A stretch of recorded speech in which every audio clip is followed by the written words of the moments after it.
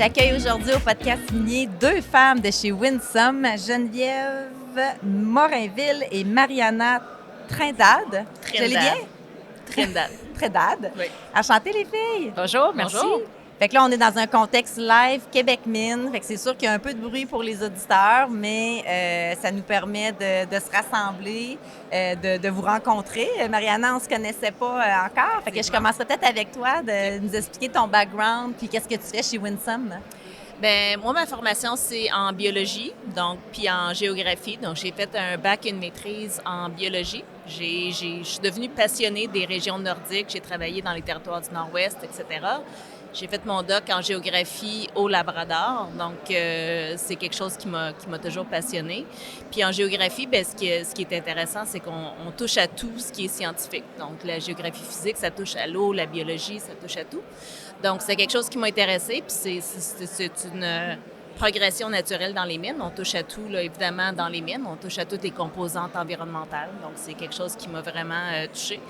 Donc, éventuellement, je suis rentrée en consultation, puis j'ai embarqué dans une étude d'impact qui était déjà à moitié complétée. Puis ça m'a passionnée, la réglementation, etc. Ça aussi, là, ça m'a vraiment touchée. Fait que là, j'arrive vraiment avec toutes mes passions, l'environnement, les milieux nordiques, puis la réglementation. Donc, c'est logique pour moi là, d'être dans la position que je suis. Donc, moi, je suis directrice environnement pour Ressources Winsome, puis je suis responsable pour les permis d'autorisation avec tout ce bagage-là.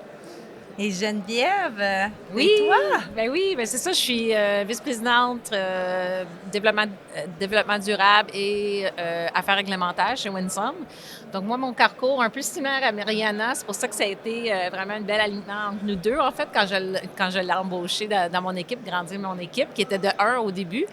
Mais moi aussi, j'ai fait mon bac en biologie, études environnementales, puis ultimement, finalement, j'ai fait un doctorat dans l'écologie de poissons et écologie aquatique. J'ai fait ça presque il y a 20 ans que j'ai terminé. Tout de suite après que j'ai terminé mon bac, mon doc, en fait, j'ai commencé à travailler dans l'industrie minière comme consultante. C'était la première industrie qui m'a engagée. J'ai commencé dans une boîte de consultants.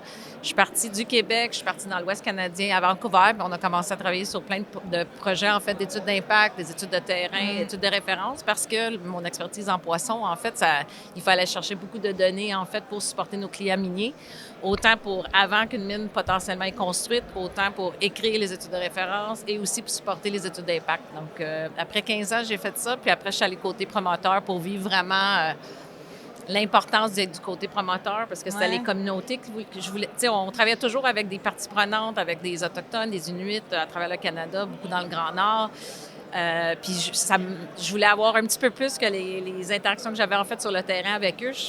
Côté promoteur, tu as beaucoup plus pour aller dans les communautés. Donc, c'est pour ça que je suis allée plus côté promoteur pour élargir un petit peu mes expériences puis de travailler vraiment dans les communautés. Donc, j'ai fait ça pendant 4 ans dans le Grand Nord de l'île Baffin. Je faisais beaucoup de visites sur les terres Nunavut, en fait. Puis là, depuis 1 an et demi, je suis avec Winsome. Puis encore, je me retrouve dans le nord du Québec et tout, sur les terres des USG. Donc, c'est super agréable de travailler avec les communautés Cris. Ton rôle chez Winsome? Je suis la vice-présidente de développement durable, affaires réglementaires. Donc, ça couvre quand même tout ce qui est côté relations avec les parties prenantes, relations avec le gouvernement, tout ce qui englobe les études d'impact. Donc, on travaille très proche, en fait, avec mon équipe Mariana. Et j'ai aussi Darlene McLeod qui travaille avec moi à Mississini. Donc, elle s'occupe plus vraiment on the ground avec les relations avec les communautés et aussi le développement des capacités, finalement, des gens de la communauté. Très vite, quand j'ai commencé à aller sur le terrain, en fait, dans les communautés, on voyait beaucoup qu'il y avait une demande, on veut travailler, on n'a peut-être pas les bonnes expertises, travailler dans le domaine minier. Fait que là, c'est pour ça que c'était important pour avoir quelqu'un vraiment sur place pour commencer à dire qu'est-ce qu'on a de besoin comme compétences, qu'est-ce qu'il faut aller chercher comme expérience, puis amener vraiment le lien pour qu'on puisse ultimement intégrer le plus possible des membres de la communauté CRI. Est-ce que c'est commun que des biologistes finissent dans l'industrie minière? Honnêtement, je pense pas. J'ai déjà rencontré des biologistes qui travaillent dans l'industrie minière. Puis là, j'en ai 2 à mon podcast en même temps. Bien, je pense de plus en plus. Avant, effectivement, la direction, moi, j'ai travaillé dans des firmes où la direction, elle avait aucune expérience en environnement, là, encore moins la biologie. Mais je pense que de plus en plus, au minimum, une maîtrise en environnement, ça s'en vient. Il y a aussi, je pense que les programmes de maîtrise, peut-être, sont un petit peu plus larges aussi, là. C'est moins peut-être de la recherche pure, puis c'est plus, ça va un petit peu plus large, là, aussi. Fait que, tu as étudié où? moi, j'ai étudié à Concordia, puis après ça... Ma fille, elle s'en va là! Ah, voilà! Pas en biologie. C'est un bon départ. Puis après ça, j'ai étudié à Terre-Neuve, à Memorial Université. Là. Fait que c'est peut-être ça, mais moi, je pense que ça s'en vient de plus en plus. Là. Fait que ce besoin-là de compréhension, je pense que les exigences des ministères s'en viennent de plus en plus sévères dans le sens de la science, qu'elle soit de plus en plus authentique. Fait que, tu sais, il faut avoir cette base-là. Au minimum, il faut avoir quelqu'un là, qui supporte ça, là, qui soit dans la firme même. Là. Fait que, mais pour nous, ben pour moi, là, je dirais plus, c'était un petit peu... C'est vrai que les biologistes, des fois, on a tendance à voir négativement. L'industrie minière, on voit les effets, tout ça, mais moi, c'était plus, OK, bien, si c'est négatif, on rentre dedans puis on essaie de corriger. Fait que c'était un petit peu le défi. Fait que le défi, il était très intéressant pour moi. Fait que c'est un petit peu ça qu'on fait, puis c'est le fun, évidemment, qu'on est deux. Puis que, tu sais, la vice-présidente aussi, là, tu sais, elle embarque avec ce bagage-là. Bien, c'est vraiment unique. C'est le fun parce qu'elle est plus côté terrestre. Moi, je suis côté aquatique beaucoup plus. Fait qu'on se complémente vraiment à ce niveau-là. Biologiste de poisson. Oui, mais c'est ça. Mais en fait, les règlements du Canada sont super sévères. Puis la protection de l'habitat de poisson, c'est de quoi que tous les promoteurs doivent en fait suivre ces règlements-là. C'est pour ça qu'on ne peut pas faire des rejets dans l'environnement, dans l'eau. Il y a des critères et tout qu'il faut suivre. Puis c'est tout pour la protection de l'habitat de poisson. Fait qu'il y a des règlements que ça soit géré par Environnement Canada, Pêche Océan, les ministères locaux de différents territoires. Ça prend des experts. Il y a beaucoup de données complexes qu'on a besoin, les analyses. Puis nous, en fait, la compagnie Consistant qui m'a engagée à Vancouver, en fait, ils travaillaient beaucoup Colombie-Britannique, Territoire du Nord-Ouest, Nunavut et tout. Puis ils voulaient juste des gens qui avaient des maîtrises ou des doctorats dans toutes les différentes sciences, en fait. C'était vraiment intéressant. Fait que tout de suite, j'étais pas la seule qui avait un doctorat en biologie. C'était extraordinaire. On se retrouvait et on se disait « wow ». Puis ça nous permettait d'aller dans des endroits jamais étudiés avant. C'est ça qui est une force, là, que les gens ne réalisent pas à quel point il y a des données, plein de données qui sont collectées à travers les compagnies minières. Des fois, la mine ne va même pas être développée, mais il faut toujours aller chercher les données des références et ça prend des experts, en fait, pour analyser les données, faire les rapports, les graphiques, puis après, faire divulguer l'information aussi. Je donnais hier l'entrevue que j'avais, c'était avec Nordico, Jean-François Bergeron, puis Kenwood, Société de développement économique Ouachat. Puis on parlait de l'importance de l'eau. Tout le podcast est en lien avec l'importance de l'eau. Puis là, vous arrivez, puis là, on parle quand même de l'importance de l'eau, les poissons, l'habitat. Je vais vraiment essayer d'avoir une séquence de podcast que vous soyez tout de suite après ce podcast-là. Ah oui! Les gens vont comme « Ah oui, ça fit, c'est une belle thématique. » Parlons de Winsome. Ça fait pas longtemps qu'on vous connaît. Ça fait 1 an et demi que vous êtes là. Je sens que dans les derniers mois, on vous voit de plus en plus. Ou c'est peut-être moi qui essaie de vous voir plus, mais vous avez gagné quand même le prix découverte de l'année au congrès Explore de l'Association d'exploration minière du Québec. Ça le fait quoi, gagner ça? Ah, c'était super. Vraiment, c'était super. Là. Ça démontre vraiment une équipe de travail qui est vraiment dévouée, en fait, à la cause. Là, on travaille quand même pour les minéraux critiques. Ça rentre dans les plans d'action stratégiques au Canada, Québec, le monde. En fait, c'est là où il faut aller vraiment vers la transition énergétique. Fait que quand on travaille pour une cause qui nous importe, on travaille fort. Fait que l'équipe qui a été montée, c'est ça, c'est en 2021, c'est une compagnie australienne fondée, subventionnée. Finalement, on est sur la bourse australienne. Il y a eu énormément de fonds parce que les Australiens connaissaient c'était quoi, le lithium et tout, hard rock, le minerai de roche dure, là, en fait, qu'on essaie de retrouver. Ils ont monté une petite équipe au Québec. Ensuite, ils ont, par hasard, une jeune équipe trouvait, fallait qu'ils se déposent, en fait, avec l'hélicoptère. Ils ont trouvé un endroit qui était apte pour un hélicoptère et c'était l'affleurement, qui n'était pas connu avant. Ils ont commencé à forer. Octobre 2022, un long trou, haut pourcentage, en fait, de lithium oxyde et tout. Puis ça a fait l'histoire, finalement. Puis Adina est devenu notre projet fort suite à ça. Fait qu'en dedans de 2 ans, études économiques, et estimé de ressources Annie 4301. C'est notre parcours de la Fait que c'est le découverte de l'année. flagship à C'est Dina. le Quand on dit à flagship, c'est Dina, ça. est-ce que je suis mêlée ou c'est Mine Renard? Non, ben c'est ça, Mine Renard. Ouais, ça, c'est là où c'est ce qu'on fait. Le projet Adina Lithium, c'est notre Fait projet qu'Adina, c'est phare. lui qui a gagné Découverte de l'année. Exactement, OK. exactement. On est situé 60 km de vol d'oiseau du projet de la mine Renard, qui était une mine de diamants, en fait, mais qui a été sous la protection des créanciers en octobre 2023. Ouais. Fait que le fait que nous, on avançait notre projet, on voyait le potentiel, on commençait à penser ça va être quoi notre étude économique, comment qu'on va monter un futur site minier. Quand il y a eu l'annonce de la faillite et tout avec la mine Renard, nos collègues on a commencé à discuter comment est-ce qu'on pourrait peut-être utiliser la mine Renard? Ouais. Y a-t-il des infrastructures? Est-ce que c'est apte? Fait qu'on a commencé à parler à nos experts qui connaissaient bien la pegmatite, mais qui connaissaient aussi comment que ça fonctionne, une usine de traitement. Et on a réalisé en fait qu'on pouvait en grosse partie réutiliser la plupart des infrastructures à l'usine de traitement, à la reconversion en fait des infrastructures. C'est très similaire, le concassage, séparation par Fait que médiadance. côté investissement, on s'entend C'était, que... ouais. Puis à la fin, on était les seuls qui avaient vraiment une proposition de réutiliser, reconvertir. C'était pas un démantèlement. On allait reprendre tout ce qu'on pouvait, puis on a après parti finalement vers notre projet économique, d'études économiques préliminaires avec le cas Adina.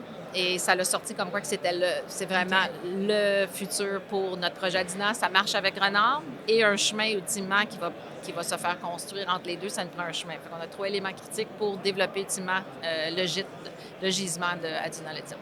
Est-ce que vous donnez des milestones ou quand est-ce que vous voyez le projet avancer? Puis c'est quoi le prochain milestone pour ce projet-là? Oui, bien un des projets, là, on vient de soumettre tout juste 1er octobre sur CEDAR, notre étude économique préliminaire avec l'estimé de ressources. Là, on va travailler à commencer les études de faisabilité.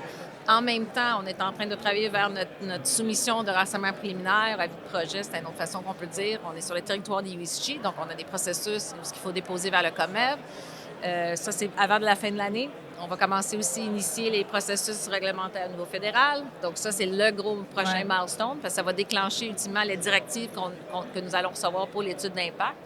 En même temps, on va avancer l'étude économique de faisabilité et on va poursuivre. Puis on aimerait ça déposer une étude d'impact, disons, en mi-2026. Fait qu'après ça, il faut passer quand même à travers toutes les étapes, les consultations et tout. Fait que c'est là où on vise.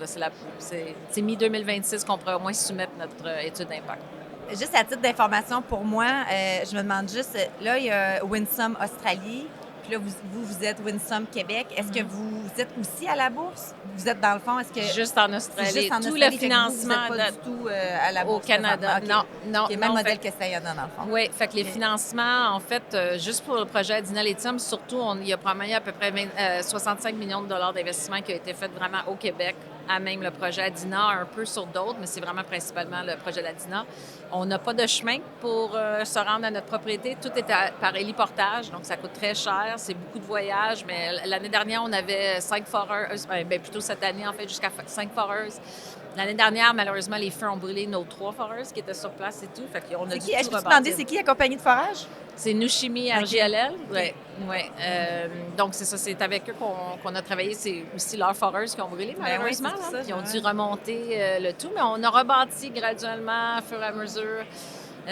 Mais c'est ça. Puis là, en plus, on a essayé de commencer toutes les études de biophysique, de référence cet été. On a fait sol, qualité de l'eau, l'évaluation de sites brûlés, non brûlés, poissons, caractérisation. Toute la gamme. On a fait des études de caribous, déjà de grands mammifères, tout ça très tôt. Là. C'est pas commun dans une exploration, dans le niveau d'exploration de faire tout ça, mais nous, on est toujours, qu'est-ce qu'on doit faire, qu'est-ce qu'on doit avancer? Et parce qu'on avait quand même, on était bien financé avec le côté australien, ça nous permettait d'aller de l'avant autant côté environnemental, autant avec les communautés et être présents sur le territoire. Tout en héliporté, là, tout ça. Et par contre, c'est ça, toutes nos études bioréférentes, tout en héliportage. On n'a pas de chemin présentement qui nous connecte vers le sud. Moi, je suis une fille de com, fait que je suis allée voir votre site Internet, puis j'ai regardé votre slogan. Puis je vais le lire, là, parce que je ne sais pas par cœur. Votre slogan, c'est « Produire les minéraux dont le monde a besoin, de la manière dont le monde l'exige ». Quand même ambitieux comme slogan. Qu'est-ce qui fait qu'on a un slogan aussi ambitieux, puis comment qu'on le vit concrètement, ce slogan-là? Fait que ça, le slogan, c'était de quoi? En fait, qu'on voulait démontrer qu'on travaillait dans un milieu qui est important pour la société, l'énergie, la transition vers une énergie plus verte, ultimement, on est là-dedans dans la filière de batterie. On réalise qu'il faut bien faire les choses. C'est pas l'historique de des fois qu'il y a des fois la mauvaise voie le mauvais historique des mines et tout, faut éliminer ça. Donc, pour bien faire les choses, surtout qu'on on travaille avec un minéraux critique qui est là pour nous protéger un jour et réduire nos émissions et tout, c'était de mettre de l'avant nos valeurs. En fait, la petite équipe de l'équipe senior là, qui était en fait au Canada, on s'est mis ensemble, on a commencé avec une consultante à l'externe, on a travaillé avec Transfert et Société. Ils nous ont fait des workshops, c'était quoi nos valeurs, ils nous ont posé plein de questions. Puis en fait, on est tombé après à la fin avec des super valeurs. Puis nous trois, là, dans le temps, c'était Carl avec Antoine Fournier. Puis on est tombé avec nos valeurs qui drivaient en fait notre mission. Donc, c'est travailler en harmonie, le respect de l'environnement, le partage, la collaboration et tout dans un sens de développement durable. Là. Mais c'était vraiment cool. Là, on est tous alignés pour aller dans la même direction. Mais c'est pour ça aussi qu'on avance bien en équipe. C'est vraiment le plus important de travailler en équipe. Dans vos valeurs, puis aussi qu'est-ce qu'on lit beaucoup, c'est vous mettez beaucoup l'accent sur la collaboration avec les communautés d'accueil, les Premières Nations. Encore même genre de questions, mais comment concrètement ça se vit l'intégration des communautés dans vos processus? Bien, une des choses, je peux commencer, tu vas sûrement en avoir plus, mais une des choses que j'aime beaucoup qu'on fait, c'est qu'on est vraiment à l'écoute de ce que les communautés veulent savoir de nous. Tu sais, c'est pas... On sait qu'il faut leur parler de certains éléments. Tout le monde parle de ces mêmes éléments-là. Mais il y a des préoccupations qu'eux, ils veulent que nous, on peut pas prévoir. Fait que d'avoir une ressource locale à Mistassini qui est à l'écoute de ça, des petits détails, puis qui viennent nous les mentionner. Puis nous, on peut donc se préparer à divulguer cette information-là. Tu sais, un exemple, c'était les camions. Il y avait une préoccupation qui avait été entendue que peut-être qu'ils ne savaient pas c'était quoi la taille de nos camions. Fait que, il y avait un petit peu peur des effets de santé et sécurité sur la route, des choses comme ça. Fait que, nous, on a eu cette information-là. On a développé des outils pour montrer c'était quoi nos camions, par rapport à des camions qu'eux, ils connaissaient. Fait que les F-150 là, qui circulent partout dans la région, on a mis la taille de nos camions par rapport à des F-150. Comme ça, eux, ils peuvent regarder les images qu'on a développées puis dire « Ah, OK, fait que les camions que vous allez avoir, ils vont être 2 fois plus gros que nos camions. » Fait qu'il y a des outils qu'on développe qui sont vraiment spécifiques à ce qu'on entend de la communauté. Puis ça, c'est vraiment la façon, je pense, de bien expliquer notre projet parce que des PowerPoint avec un texte à n'en plus finir, c'est limite. C'est limite ce que ça peut faire. Mais des images qui répondent vraiment à leurs préoccupations spécifiques que nous, on n'aurait pas nécessairement pensé.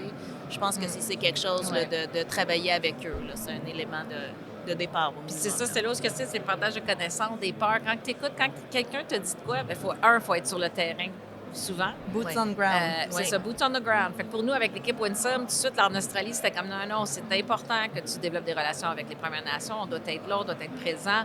Donc, tout de suite, quand j'ai commencé au mois de mai, nous, c'était let's go, on y va tout de suite sur le terrain, on va à Mistassini. J'ai même amené ma famille. J'étais comme, enfin, je travaille sur un projet qui a un chemin pour se rendre à la communauté. J'ai dit, let's go.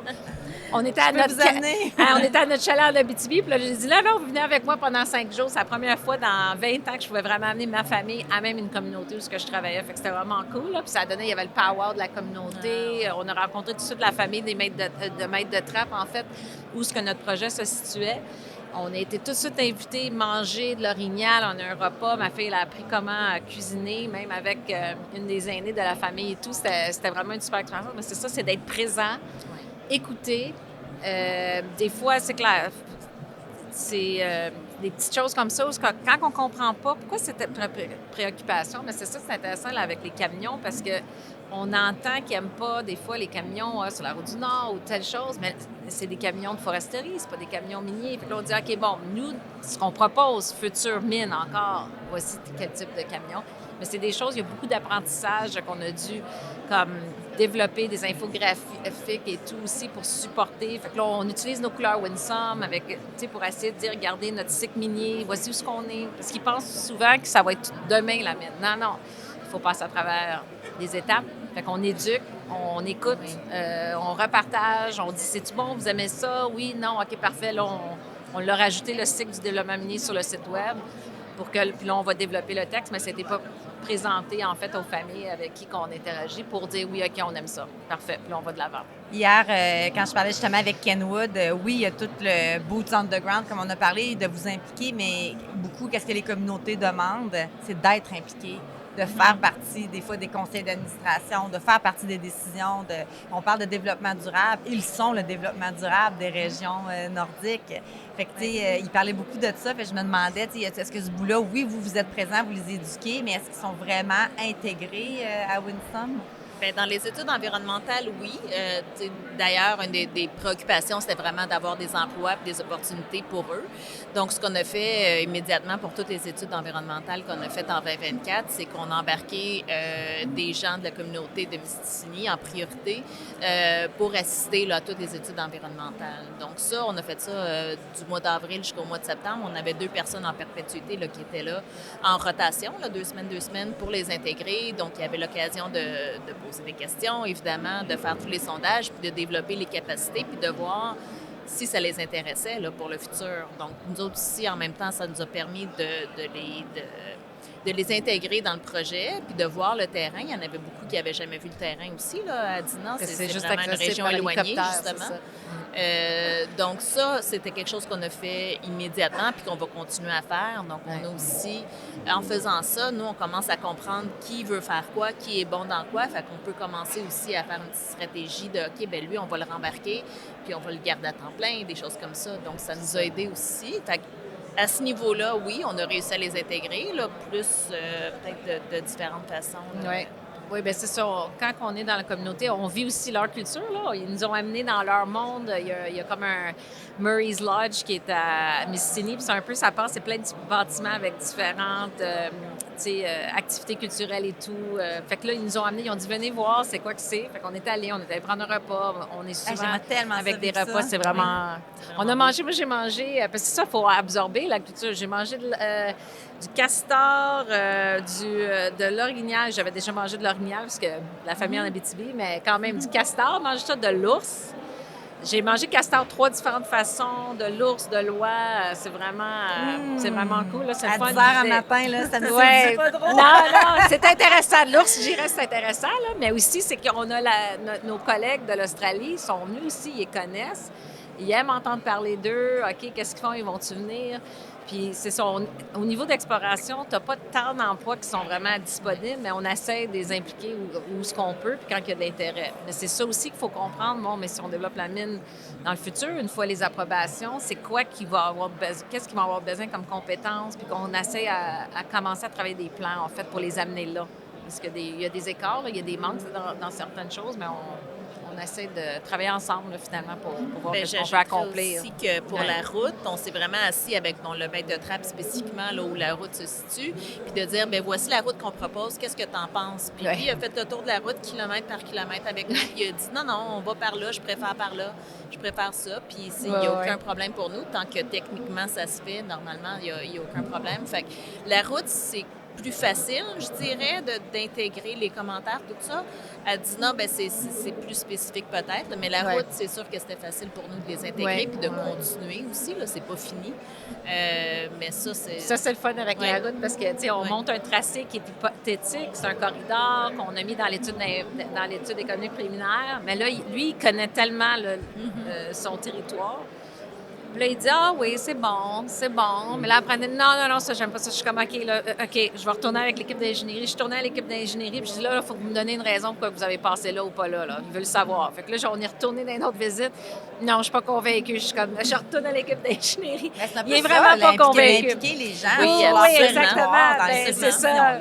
Fait que là, c'est Oui. pour ça, là, on est comme ambulant. OK, pourquoi les techniques, ils veulent ça? Puis lui, il dit, non, ça marchera pas, ça. Fait que c'est là où on est. Mais c'est ça qui est le fun, tu sais, parce que là, il y a juste une zone que là, on est comme, OK, qu'est-ce qui se passe? Ou ce qui est comme, non, je l'aime quand même pas. J'accepte pas la raison d'ingénieur. Je crois pas ça, là. Fait que c'est ça que c'est comme drôle un peu de se rendre là. Dernière question pour vous, mesdames. Hier, vous étiez... Rihanna, je ne sais pas si c'était là, mais hier, c'était le déjeuner. Oui.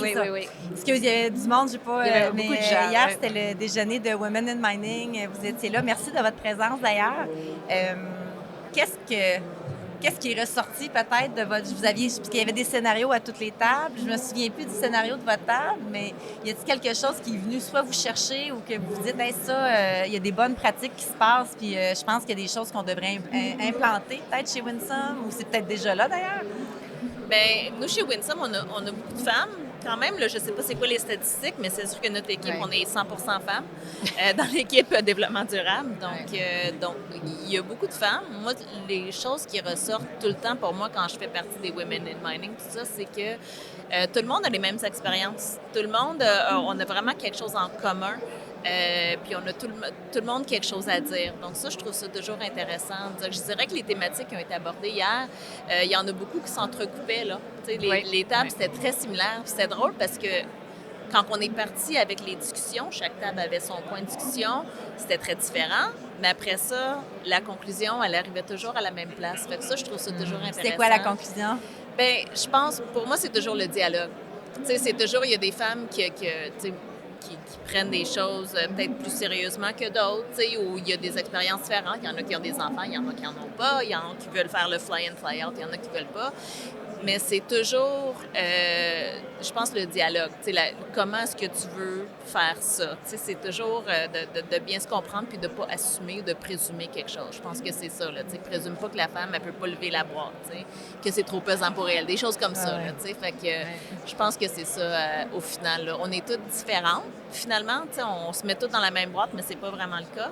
Fait que juste de poser la question, comment est-ce que tu veux que je fasse ça? Qu'est-ce que tu es à l'aise avec? Je pense que c'est ça. Qu'est-ce qui était le fun aussi hier, c'est que oui, il y avait un dialogue, mais il y avait des hommes, là, on n'était pas 100% femmes. Fait que c'était le fun de pouvoir aussi jaser puis que tout le monde comprenne nos propres réalités. Oui. Ça, c'est quelque chose qui est sorti, c'est qu'en fait, beaucoup de les femmes sont capables d'avancer dans leur carrière parce qu'il y a un partenaire qui les supporte, un cercle de famille autour d'eux et tout. C'est ça qui est intéressant pour que ça marche.